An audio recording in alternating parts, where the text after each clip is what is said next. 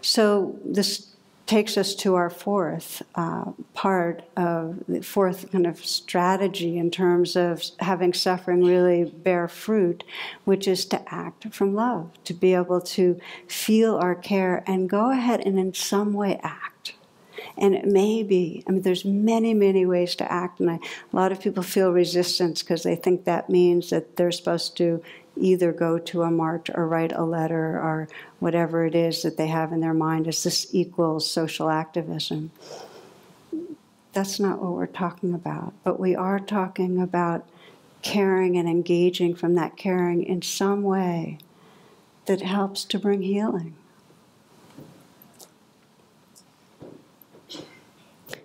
It deconditions the tendencies to act in ways that are more regressive, which are kind of being obsessed with making ourselves more comfortable, or obsessed with proving ourselves, or obsessed with getting approval. And I've seen some of the biggest changes in people who were really depressed because of that kind of self-centeredness, not self-care. That's not self-care. That is a self-centeredness that comes from a feeling of something's wrong with me. And moving from that to service was the freedom where the healing came. The Dalai Lama puts it this way. He says, "This is not an age where mere self-growth and development or faith or meditation is sufficient.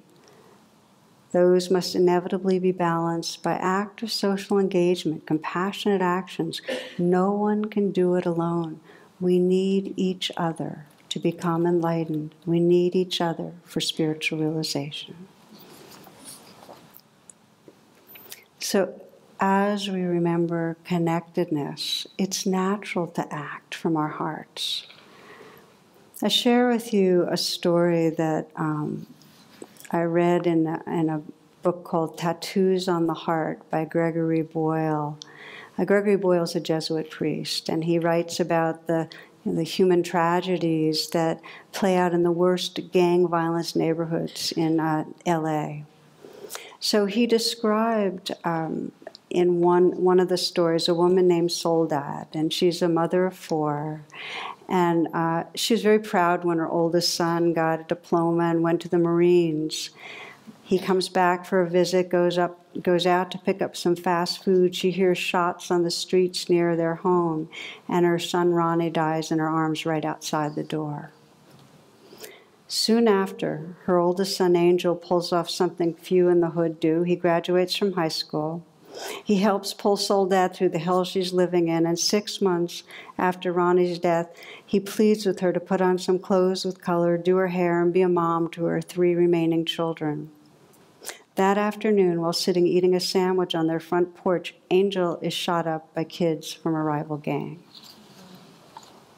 So this is what Gregory Boyle writes. He says he found Soledad later that day sobbing into a huge bath towel. The few of us there found our arms too short to wrap around this kind of pain. So Soledad's locked in this anguish of separation. And he spends a lot of time with her over the next couple of years. She's there with that anguish. At one meeting, he asks how she's doing, and she says, "You know, I love the 2 kids I have. I hurt for the 2 that are gone." And then crying, she admits, "The hurt wins. The hurt wins." Then when she's in the emergency room for some chest pain several months later, a kid with multiple gunshot wounds is rushed in on a gurney to the spot next to her. No curtain is drawn, and she has witnessed him fighting for his life. She recognizes him. He's from the rival gang that killed her boys. Now, she knew that her friends might say, "Pray that he dies," but that's not what happened. As she hears the doctors yelling, "We're losing him," something in her cracks open. "I began to cry as I'd never cried before," she says, "and started to pray the hardest I've ever prayed.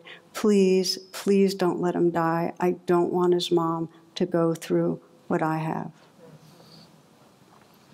And he survived, as she did, and did her capacity for loving. It got ripped open by the grief, and in time became unimaginably vast.